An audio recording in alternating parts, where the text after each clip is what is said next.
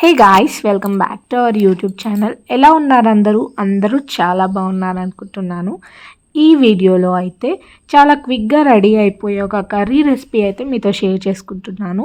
Most of the times మా అమ్మ ఇంట్లో ఎటువంటి కూరగాయలు లేకపోతే ఈ కర్రీయే ప్రిపేర్ చేసి పెట్టేది. తొందరగా అయిపోతుంది, కడుపు కూడా నిండిపోతుంది కదా.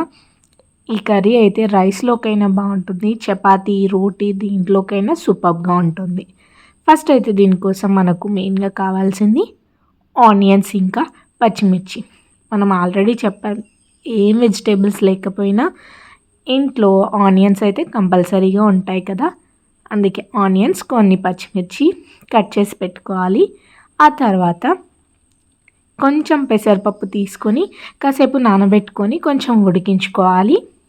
ఆ తర్వాత స్టవ్ పై ప్యాన్ పెట్టుకొని దాంట్లోకి ఆయిల్ కొంచెం ఎక్కువగానే వేసుకోండి, ఆనియన్స్ మంచిగా కుక్ అయిపోతాయి. నేను ఇక్కడ 4 టేబుల్ స్పూన్ ఆయిల్ దాకా వేసుకున్నాను. ఇక జీలకర్ర మ్యాండేటరీ, కరివేపాకు కూడా ఖచ్చితంగా వేసుకోవాలి. ఇప్పుడు కట్ చేసుకున్న పచ్చిమిర్చి కూడా వేసి అది పచ్చిదనం పోయేలాగా వేయించుకోవాలి. పచ్చిమిర్చి వేసాక బాగా చిటపటలాడతాయి అన్నమాట. ఆ పచ్చిదనం పోయిన తర్వాత మనం కట్ చేసుకున్న ఆనియన్స్ కూడా వేసేసుకోవాలి. ఆనియన్స్ కాస్త సన్నగా కట్ చేసుకుంటే మంచిగా ఉంటాయి, పొడి పొడిగా బాగుంటుంది కూర అనేది. బాగా కలుపుకొని ఒకసారి అయితే ప్లేట్ క్లోజ్ చేసి పెట్టుకుందాం. ప్లేట్ క్లోజ్ చేసుకున్నామంటే త్వరగా కుక్ అయిపోతాయి ఆనియన్స్. మళ్ళీ ఒకసారి ప్లేట్ ఓపెన్ చేసేసి ఒకసారి అంతా కలుపుకొని మళ్ళీ కొంచెం చిటికెడు పసుపు, టేస్ట్కి సరిపడేంత సాల్ట్ కూడా వేసుకొని మళ్ళీ ఒకసారి అయితే కలిపేసుకోవాలి.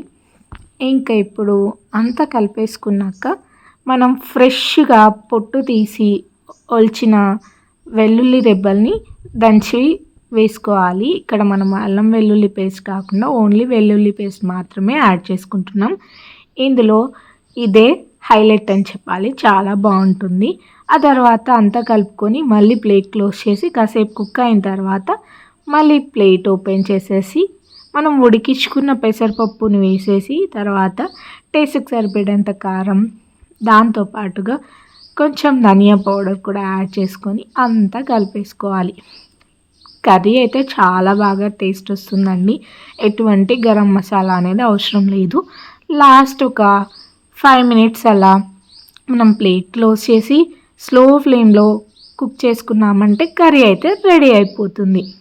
ఇంకా మా అమ్మ అయితే చక్కగా జొన్న రొట్టె చేసింది, దాంతోపాటు అయితే తింటున్నాను. చాలా ఈజీగా అయిపోతుంది.